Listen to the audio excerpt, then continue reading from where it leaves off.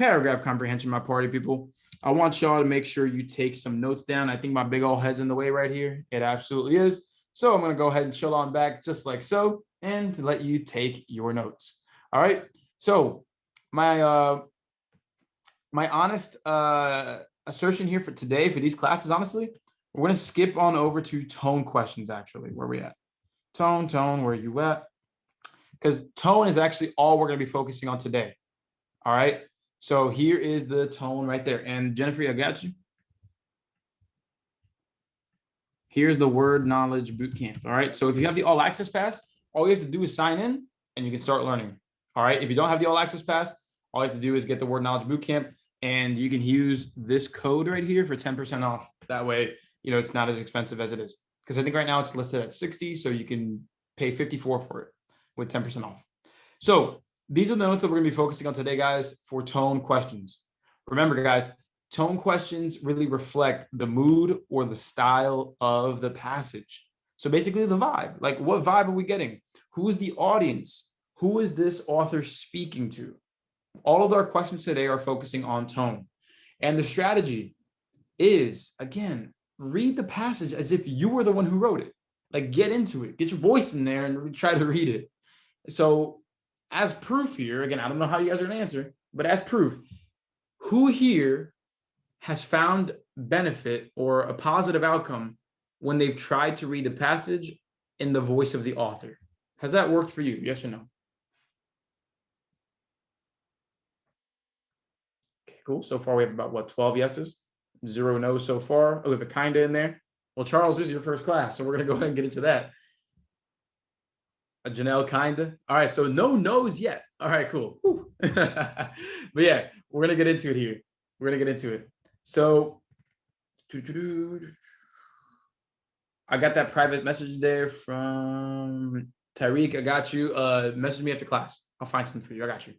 And so here we go. The two main tones that you're gonna see are formal and informal. You know, those are a lot of the tones that we're gonna see. But a lot of the questions today are going to focus on a much more diverse set of tones because there's so many tone questions you can ask. And the formal and informal are honestly way too easy to pick apart. So we are going to focus on questions that maybe take a little more dissecting here. All right. So with that said, as a reminder, my party people, how much time do we get per question for tone? Or not for tone, for paragraph comprehension. How much time do we get, everybody? 2 minutes. 2 minutes. 2 minutes. That's right. Get about 2 minutes per question here. And that's exactly what we're going to have today, plus 30 seconds today. So I typically do 3 minutes, but I'm going to do 2 minutes, 30 seconds, because tone questions are typically a lot faster. You can read the passage, and within the first or second time reading it, you can go ahead and get your answer. That's typically how it goes. But my strategy, again, read the passage as if you wrote it, okay? Read the passage as if you wrote it. Hey, quick pause here before you continue this session recording, which I'm really proud of you for sticking to and getting the information that you need. I want to tell you about my ASVAB All-Access Program. This program is everything that my students need to raise their scores and get the jobs they want because it has all of my classes, every single one that I've ever done, organized for them, so you don't have to worry about coming to the live ones. You can actually watch whenever you need to. And on top of that, you can text me whenever you need help and get access to thousands of extra practice problems for the math, the English sections, general science, plus practice tests and study guides.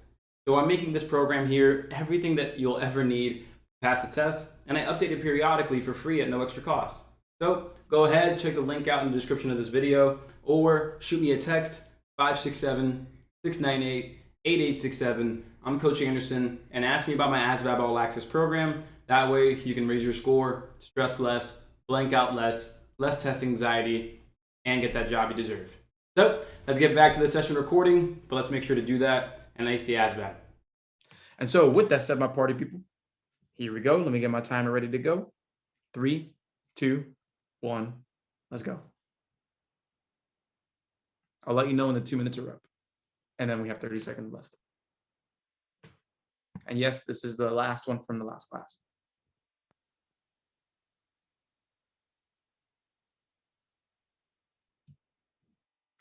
All right, so here we go. What is the tone of this passage? Remember, guys, the first thing you should always do is read the question. And so Or before I begin, just to define the word grave for us. The word grave means this is like a very dark warning, like an omen. It's like, oh, this is ominous. Like, something bad will happen. It will happen. It's not like, it's different from worrying, because worrying could be worrying for no reason. Worrying could be just, being nervous about a bad outcome. But grave is more so saying, hey, this is a very dark warning. Like, something bad will happen if you continue on this path in that sense. Right. Grave is serious. Exactly. A serious warning. And so what is the tone of this passage? The four options we have are shame, worry, grave, and heartwarming. So let's read here. Making the choice to leave an abusive relationship is the first step to getting your life back. Remaining in the toxic relationship because you're hopeful things will change will probably just result in more abuse. Change can only happen if the abuser takes full responsibility for his or her emotional and psychological health. And so let's break that down, everybody. First sentence, making the choice to leave an abusive relationship is the first step to getting your life back. Okay, so it's kind of like someone's lecturing them, right?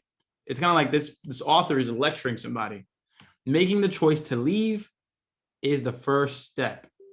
Then after that, second sentence, remaining in the toxic relationship because you're hopeful, it's probably going to end up worse for you. That's what they're saying, right? So it really sounds like someone is kind of pointing at, talking to somebody else saying, yo, this bad outcome is going to happen unless you do something about it. Because at the end of the day, change can only happen if the abuser takes responsibility. And so does it sound like the author themselves is worried, or does it sound like the author themselves is giving a dark warning here, or being grave, giving a grave warning here, like you're in grave danger unless you get yourself out of this? Right, being grave here, being grave. It's grave. Now, I remember last week D was replaced with sincere, and there was a huge debate on that, but we did exchange that because sincere was too much of a similar answer. But the answer here is C, grave. Caught that. It is C, grave. It is a warning. It is a warning, warning, warning.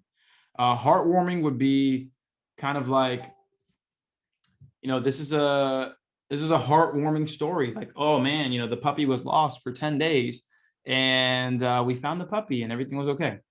Kind of in that sense, heartwarming would be a positive conclusion to the story in that sense.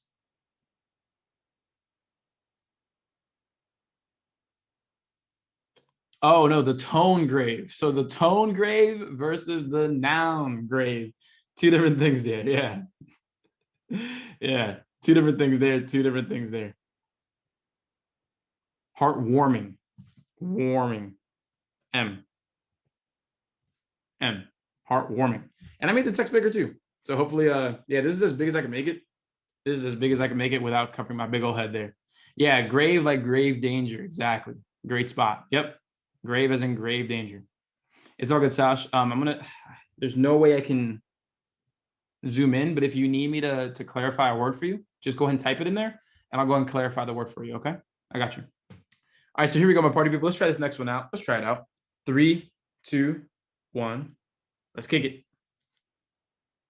Again, try to read it as if you are the author. Ooh, that was a big one.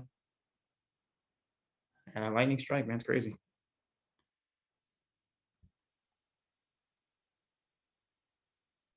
So what is the tone of the passage? Remember, guys, first things first, always read the question. It'll tell you what kind of direction you want to take with the strategies that you have.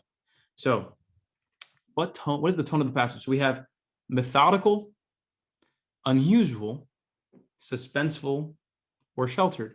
Now, before we begin, let's go ahead and break down these 4 tones before we begin. This is a good strategy to use when you're doing tone questions, because when you think about it, if you know exactly what each of these 4 mean, then you know what you're looking for as you read. Because as you read, one of those tones will pop out and be like, oh, this is the one that's popping out. Or even if there's 2 of them that are like competing, eventually one of them will overtake. Like, it has to be clear. And that's why we're going to go do this here.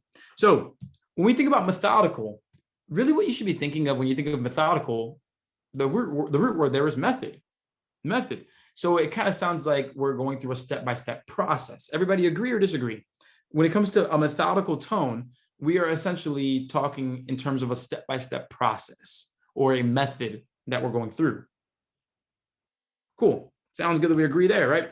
Now, when we think of the word unusual, when we think of unusual, you may think of strange or out of the norm, right? Yes or no to that one? Cool, right? Just common sense here, right? Just being fair, Then suspenseful, we think of a buildup, right? Like a buildup in emotion or buildup in, gotta call you back later, sir.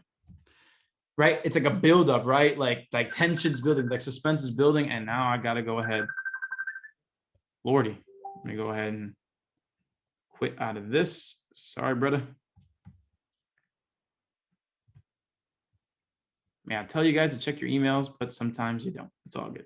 Today I'll give you a break just because obviously had a little issue with the email system before we got here today, right? And then lastly here, so sheltered. Sheltered, we may be thinking of protected, right? Something that may be protected, something that may be shielded from something else. And so there it is. We went through quickly. Okay, so a step-by-step process, strange, tension building, or shielding something or protecting something. Okay, so let's go ahead and read the passage. Let's see which one has the best case. All right, so Josephine woke up to a loud pounding coming from the front door of her safe house. Okay, is anybody here thinking that's a little strange, right? Josephine woke up to a loud pounding coming from the front door of her safe house. Okay, cool. The only person that knew she was there was her driver, Roy. He wasn't supposed to be back for 2 days. Clicking sounds came from the front door as it unlocked. Does it sound like someone's about to get murdered? Yes or no? Yeah, it kind of sounds like something is building up here, right? Because if you ask me, I want to know who's at the front door. I want to know if that person just wants some sugar or some Kool-Aid. I don't know. Or is this person gonna die? Like, what is going on? Like, this is really suspect. This is really suspect. Like, I think that something bad is what's to happen, and now I really want to find out. That's suspenseful right there. That is what suspense is, building up to an anticipated outcome or something, a big finale or a big outcome, and that's why suspenseful is the answer there. Now, is unusual. Are there little clues that unusual could be the answer? Yes, in the first sentence and a little bit of the second. But suspense builds, and that's exactly what happened. Started with a loud pounding. Oh, the only person was supposed to be Roy. But he wasn't supposed to be back for 2 days. Uh-oh. Oh, crap. Someone's opening the front door. Like, you see how we go from unusual to just straight up weird to, oh crap, maybe we're in danger. Oh no, we really are. Because it's a safe house and someone's opening your safe house. Oh no, right? So that's why C is the answer. Yes or no, do we agree with that in terms of why B is incorrect and C is correct? Called it. Hey, right on. Up, and the rain and lightning are back. I swear, I'm trying to make it through the class. I'm really hoping we make it through the whole class, man. I keep seeing lightning strikes. All right, so here we go. Yeah, she's done. That's right, Charles. Yeah, she's done. We'll be lucky if we see her in the next season of Game of Thrones. All right, so 3, 2, 1, let's go.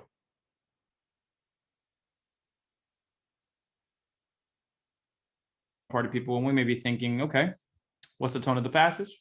We got regretful, determined, perilous, and criminal. Okay, so again, before we read the passage, let's just briefly go over these answer choices. So when we think of the word regretful, we think of, someone's having regret.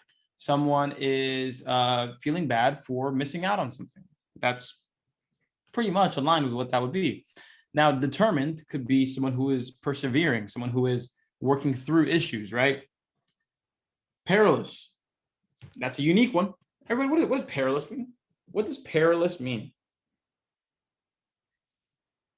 Right, danger.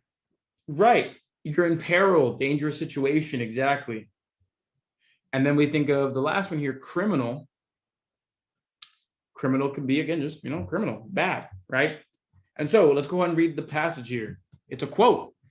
Sometimes I can hear my bones straining under the weight of all the lives I'm not living. So that's by Jonathan Safran Foer, extremely loud and incredibly close. So honestly, this is a pretty deep quote, but we're gonna read it one more time. Sometimes I can hear my bones straining under the weight of all the lives I'm not living. So when you think of that, everybody, are we talking about like a physical weight, or are we talking about an emotional weight? Sometimes I can hear my bones straining under the weight of all the lives I'm not living. Right. That is absolutely emotional. That's not physical.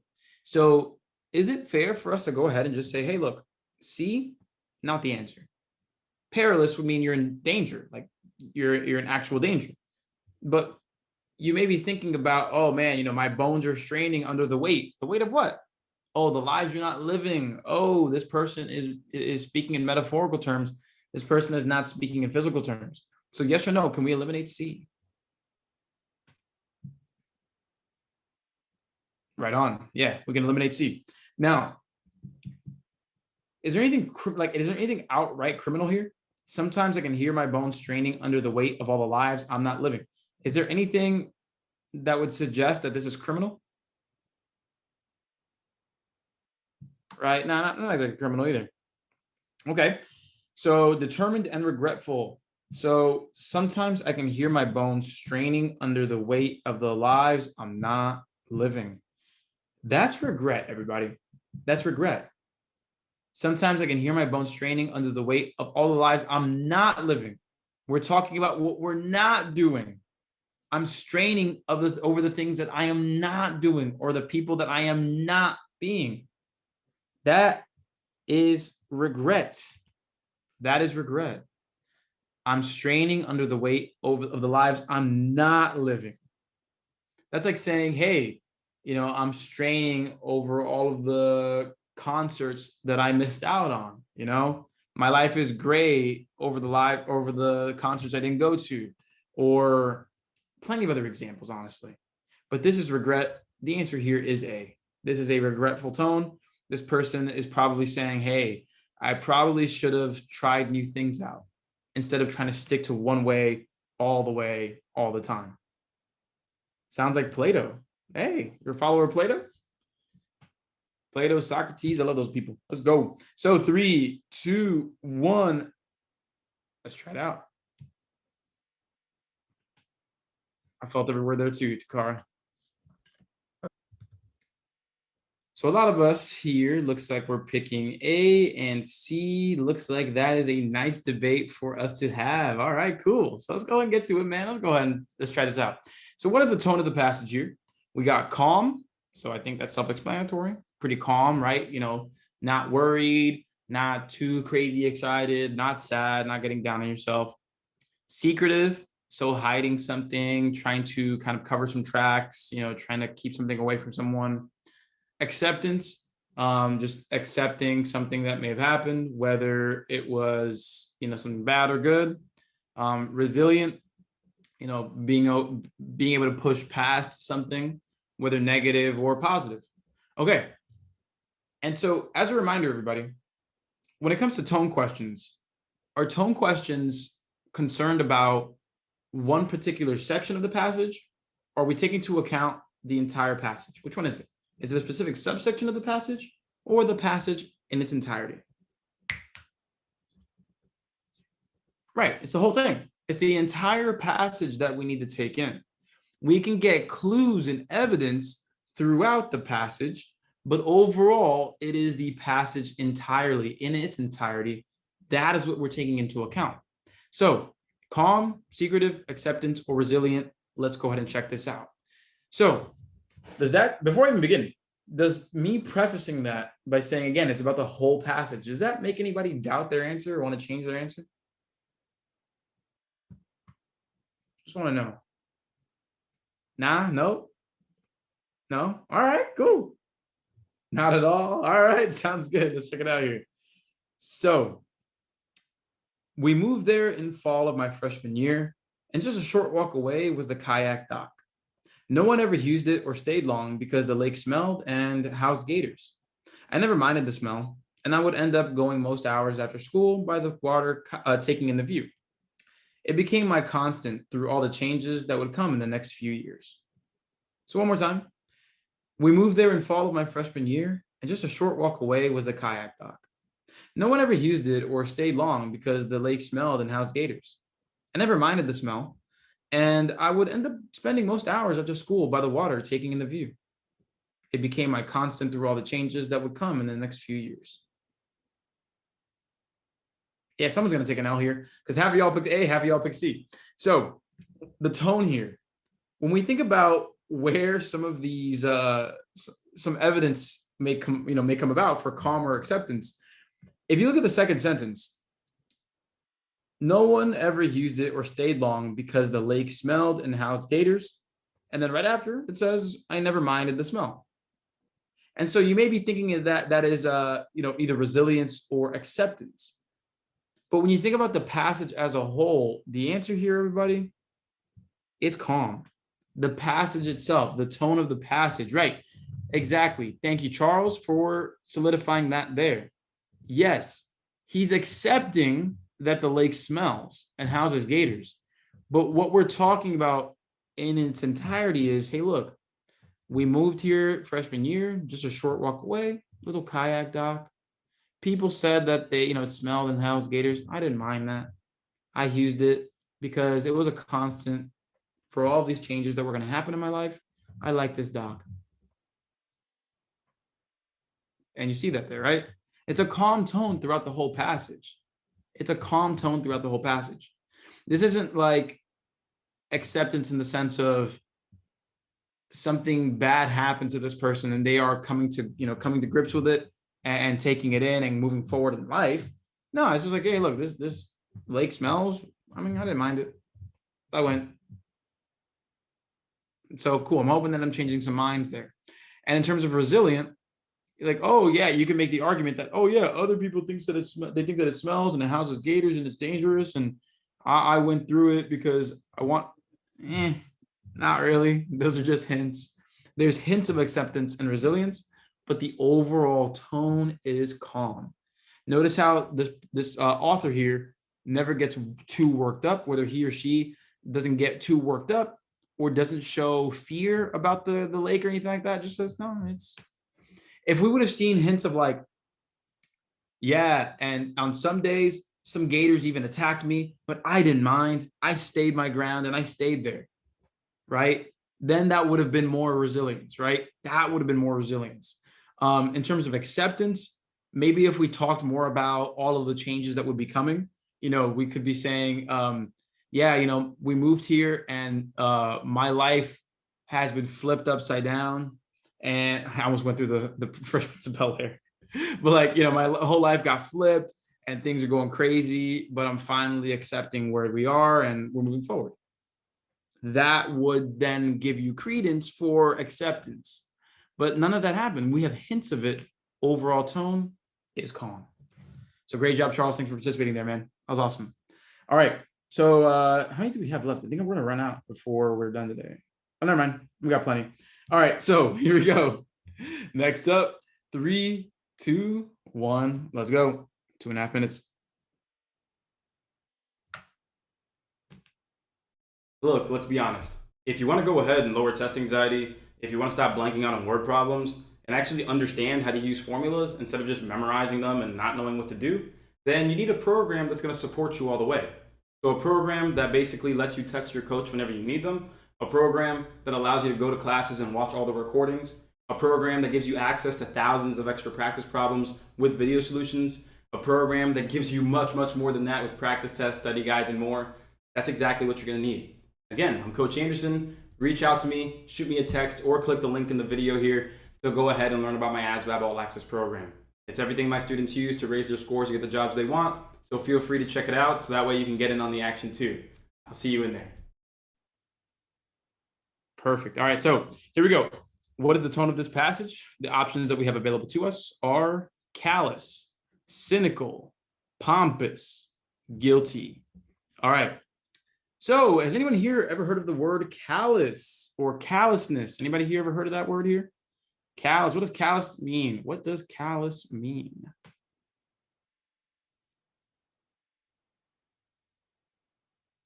Heartless. Yes, perfectly stated, Simone. Callousness is basically heartlessness. Like you don't really care, you know, you go about something and you really don't care.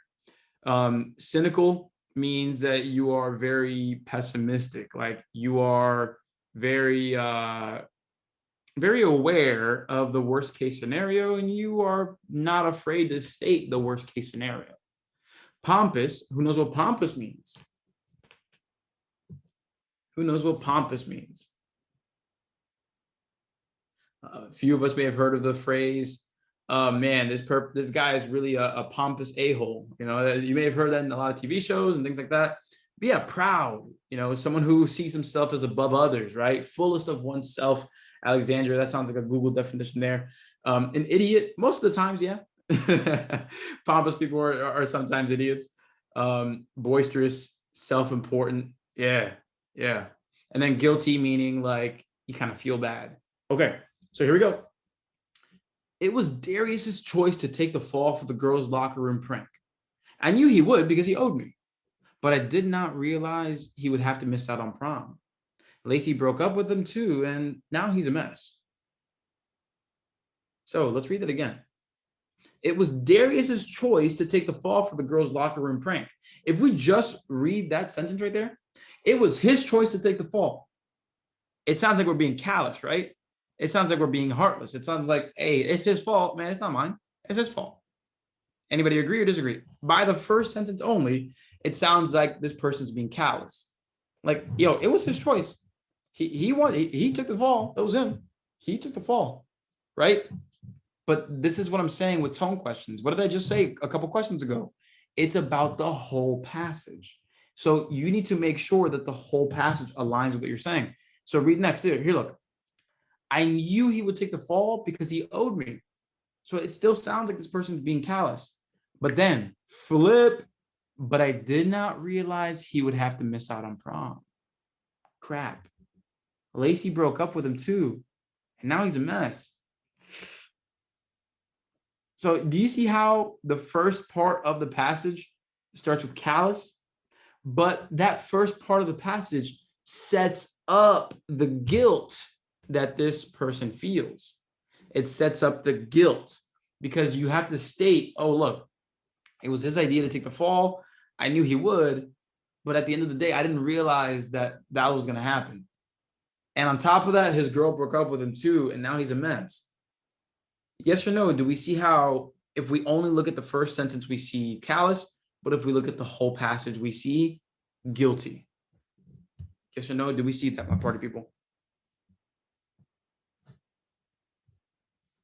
That's right. It's about the whole passage here, guys, the whole passage. So I'm glad we got that down. I'm glad. And so I think the majority of us picked D. That's pretty cool. All right, so let's get the clock back going here. Next question, gang. 3, 2, 1, let's go.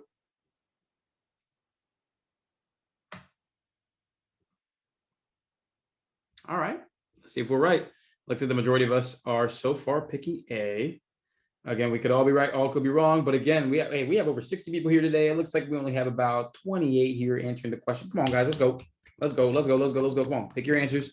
Ain't no time to go ahead and then sit back and relax here. Go ahead, put your best foot forward, and let's understand why we got it wrong or right. Again, we are not here to stroke our egos. We are here to learn. Let's go, guys. Come on. So which of the following best describes the tone of this passage? So biased, disturbed, mischievous, and dark. Okay, so when we think of the word biased, what do we think, everybody? What word did we learn earlier that might sound biased? What word did we learn earlier? Bonus points for that one. You're Mario, good stuff, man. Nepotism, that is right. Nepotism is correct. Nepotism. The situation we were thinking about was Trump's presidency there again. Again, I'm not making anything political, but that was the example, one of the examples that I used. So yeah, a bias here where, your favoritism or nepotism there. Disturbed. So something that, or the tone could be bothered, right? Like we're stating something or giving information contrary to someone's worldview that could bother them. Mischievous. So with criminal intent or with bad intentions. Dark. So something that is, grave or dark as in, maybe some bad things are happening. All right, cool. So let's go to it. My son would never do something like that. I know him more than anyone. He's a straight A student and star athlete. Didn't your daughter just get back from being suspended for insubordination? It makes more sense that she pulled the fire alarm. Everybody, what does this sound like? And as a teacher, oh my God, I have been there so many times dealing with parents. Yeah, that is as biased as you can get, man. That is as biased as you can get. So again, look, let's read it through. My son would never do something like that. I know him more than anyone. He's a straight A student and star athlete. Didn't your daughter just get back from being suspended for insubordination? It makes more sense that she did it. Yo, that is as biased as we can possibly get. Yep. I'm glad that the majority of us got it. But even if we didn't, do you guys understand, those of us that didn't get it correct, do we see how that bias comes in once I read the story, like in that author's tone?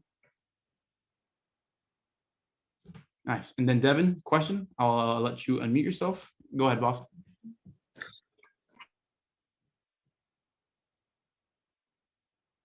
Oh, looks like you clicked the mic twice. I got you. Go ahead. No, thank you very much. So I have a quick question.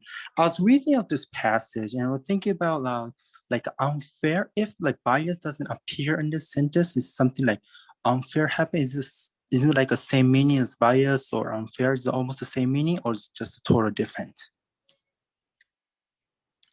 If we're using the word unfair to describe the tone of the passage, yes.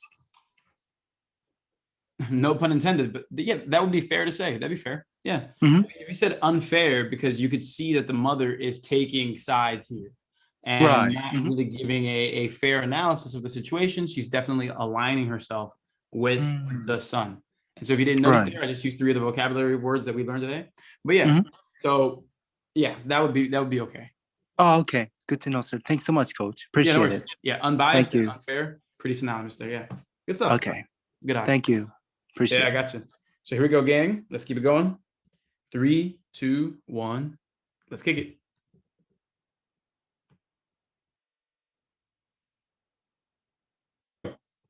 What is the tone of this passage? What is the tone of this passage? All right. So looking at the answer choices here, it looks like a lot of us may have picked, let's say B, A, a lot of B's, a lot of B's. Okay, cool.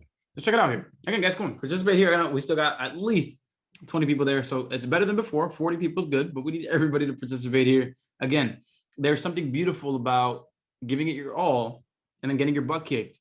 Knowing, because the thing is, look, if you give it your best shot and you get it wrong, you got it wrong knowing that you did your best, knowing that you thought what you were doing was the best decision. And then when you experience being wrong, one of 2 things can happen. Shame, which a lot of people tend to feel if they have an ego about them when they're studying. But on the flip side, when you remove that ego, it's curiosity. The curiosity of, okay, look, I tried my best. What is it that I did wrong so that next time I can be better? Because again, remember, guys, it's about being one problem better, one problem at a time, one day better, one day at a time. If we keep letting our egos get in the way, that's going to stop us from participating at our fullest. And when that happens, you don't give yourself the best chance to ace the ASVAB. Seriously, you got to put your best foot forward every single time. It's just like in the weight room. If you go lift weights at the gym, and you know that you can bench press at least, let's say 100 pounds just to keep it an easy number. But all you do when you go to the gym is pick up little 2-pound weights and just do those. When you know that you can do 100, what's going to happen? Oh, you're afraid because maybe you can get 2 reps of 100 and you're like, I don't want to look weak, so I'm going to stay with the 2s. You're not going to grow. you're not going to grow. Maybe you'll get a little more endurance, maybe, but you're not really going to grow. Not as much as you push yourself to 60, 70, 80, 95. And so that's the idea, guys. I'm sorry I had to pause real quick to really mention that. But I honestly, I do appreciate you guys being here. But remember, showing up is the first and most important step. But the next step is giving it your all, giving the effort. Okay? Put in the effort, put in the time. Here we go. What is the tone of the passage? We have indignant, subjective, unapologetic, and sympathetic. Pop question, everybody. What does indignant mean? Who knows? Bonus points there. What does indignant mean?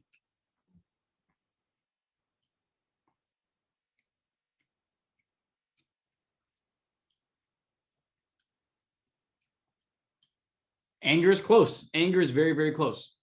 Anger is very, very close. So you remember the word umbrage earlier? U-M-B-R-A-G-E, umbrage. Yeah, umbrage and indignant are synonymous. Annoyance or anger. But the specific situation that indignant is used for is basically annoyed or mad at an unwanted result or unfair treatment. Typically, that's typically where it's used. So like you're annoyed at unfair treatment. I'm indignant here. Subjective is basically opinionated, right? It's based off someone's opinion. Unapologetic, meaning like you're saying something that could be contrary to someone else's belief, but you don't give a damn.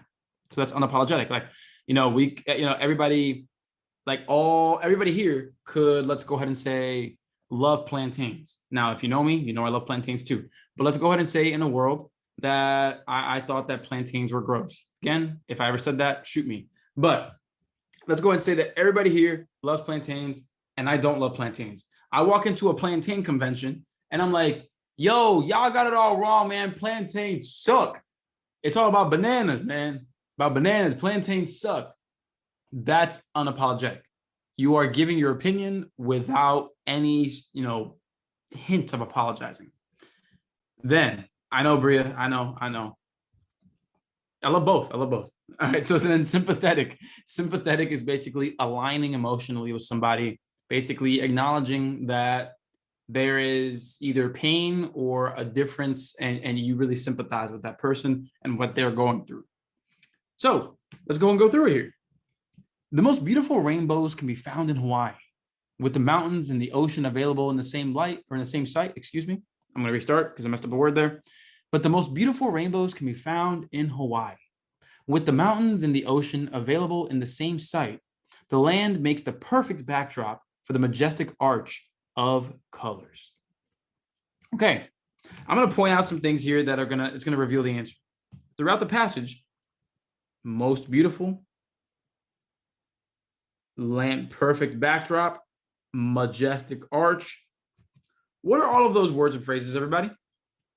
Are those opinionated? Right, very biased. Opinionated, yeah. Preferential. This person loves Hawaii. This person loves Hawaii. This is subjective. This is subjective. This is absolutely subjective.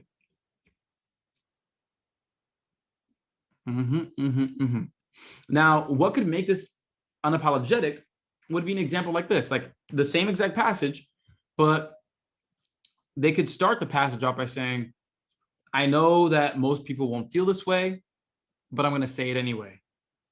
And then at the end, they could say, if you don't visit Hawaii in your lifetime, you wasted your life. Like that would be unapologetic. Like this person's being like almost rude, right? Kind of like with the whole plantain example, like, yo, plantains suck. Yeah, that would be unapologetic because you are purposefully positioning yourself against someone else despite the backlash. That's unapologetic. And so if you pick C, that's not the case. That didn't happen here. This person is just giving their opinion, being subjective. Cool. And so, yeah, I think we have like 6 people from Hawaii in these classes. It's pretty awesome. And so here we go. Next up, 3, 2, 1. What? Somebody go ahead and help Charles out real quick. Plantains are not like peanuts. No. Stop, chill. So Charles, they're similar to bananas, especially in texture, in shape. They're definitely similar to bananas. Plantains are like those green bananas that you see at the supermarket. So you know I have yellow bananas, but the pure green bananas, those are plantains. Yeah, that maduro, yeah. All right, so here we go. 3, 2, 1, let's go.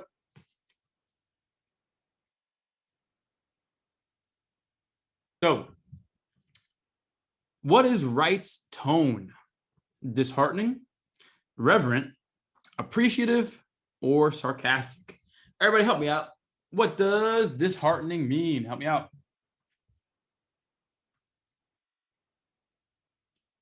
Disheartening, very rude. That's one way to say it. Rude, yep. Not kind, exactly. Now, what does reverent mean? Showing a lot of respect, right? Yeah, showing a lot of respect. What about appreciative, right? Well, we're appreciating, we're praising somebody, acclaiming somebody, right? And sarcastic, what does sarcastic mean?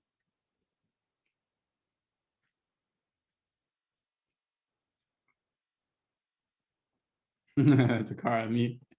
Right. Mocking somebody in a witty way, right? Sarcasm is basically mocking someone in a very witty way. So we can think of disheartening as rude and sarcasm as rude as well.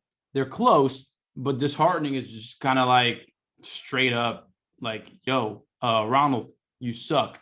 Like that would be disheartening. he popped up on the screen like, whoa, whoa, whoa. Yeah, that would be disheartening.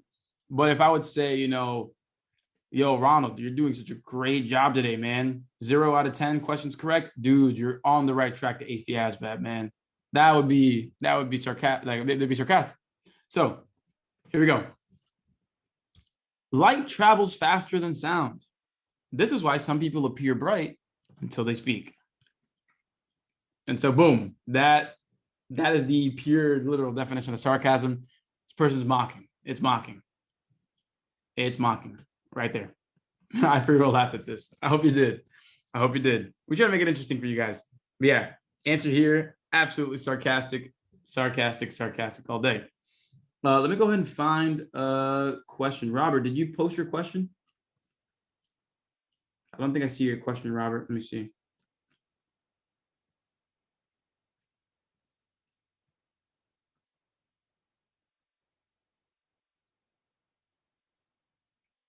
Yes, sorry, Robert. I'm not sure if I see your question. If you want to go and type it out, I got you. All right, cool. I'm gonna use this line definitely. Hey, do it. Do it. All right, guys, we got time for one more here. You guys ready to go? You ready to try it out? Anybody here got them all correct so far? And again, be honest. Like, I don't want anybody being like, oh, yeah, I got them all right. Like, nah, chill. Anybody here get them all right? One wrong so far, Bria. Not bad. Not bad, Charles, for your first session either. Carlina, all right. Okay. You missed some Takara. Just one, 2. And so is it fair to say that tone questions are a little more manageable than, let's say, next sentence questions? Right? They're definitely more manageable, right? Those next sentence questions can kick some butt. At this point, we've done 1, 2, 3, 4, 5, 6, 7, 8, 9, 8. We've done 8 so far. And so we got 2 more to go here. So 3, 2, 1, let's go.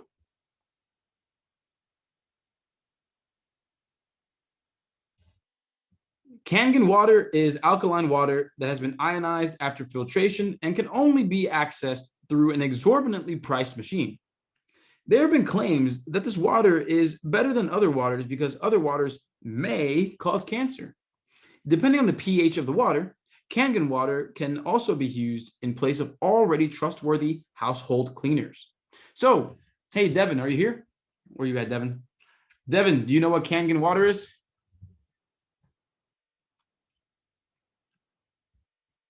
I'll give you the mic. Unfortunately, no. This is my first time of the word I heard before.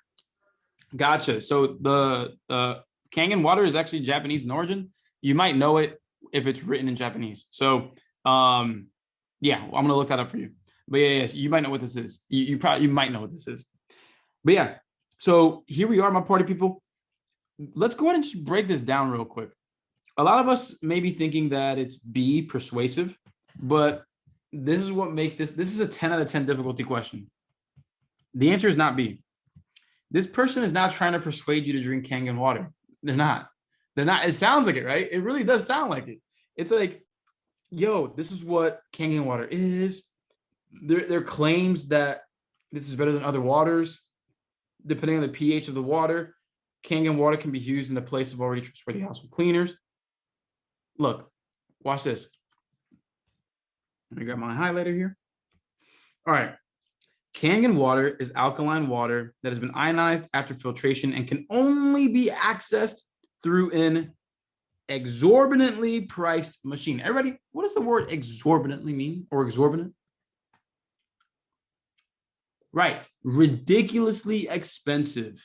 Ridiculously expensive, right? All right, cool. Next, there have been claims that this water is better than other waters because other waters may cause cancer. Waters may cause cancer? May cause cancer? Water causes cancer?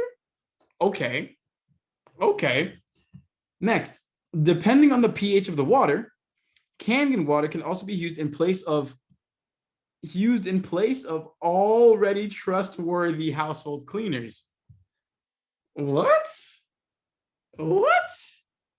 They're mocking here, man. They are mocking you. It is mocking. This is a mocking tone. And this is a 10 out of 10 question. This is difficult. But if you actually read those adjectives here, those describing phrases and words, this is a mocking passage. This passage is mocking the hell out of Kangen water. We're saying, yo, this thing can only be accessed through a ridiculously priced a machine. And there have been claims that this water is better than other waters because, hey, those waters cause cancer. Kangen water is better, doesn't cause cancer. And then depending on the pH of the water, yo, you can use Kangen water in place of the stuff that you already trust. Yeah, you may trust that stuff. You may have been trusting it for years, but Kangen water is better. You see it now? Do you guys see it? Okay, I'm glad. I'm telling you. This one, I'm not gonna lie, this one stumped me for a minute. I was like, yo, I know it's not persuasive because of these adjectives, but I'm like, it almost feels supportive. And I wanted to go with supportive, but then I realized, I was like, what the hell? Water causes cancer? No, that's not, no. And then used in place of already, no, this is mocking. They're mocking. Hey, I hope you enjoyed the first half of this recording. And if you want to watch the full recording, the full version of this, and every single class I've ever done, then go ahead and consider joining my ASVAB All-Access Program. It gives you access to 24 hours of classes per month and every single recording I've ever done. And on top of that, you get to text me whenever you need help and get thousands of extra practice problems to work on whenever you want, 24/7, with video solutions to the math questions. That way, you can keep growing, get the score you want, and that job you deserve. I'm Coach Anderson. I have a master's degree in teaching, been doing this for over 10 years, and it's my passion to help people succeed just like you. So let's go ahead and lower the test anxiety. Let's go ahead and get rid of the blanking out feeling, all of that, and really replace it with true confidence that we can take into test day and get the results that we want. So again, get the ASVAB All-Access Program or shoot me a text if you have any questions about it. But there is a video on the page with the link. So watch that video to see how it works. Or again, shoot me a text right over there. There's my number. That way you can learn more about it and truly understand that this is about helping you succeed and our community here to help you enlist. So again, sign up now, get started, and get the score you want. Let's get to it.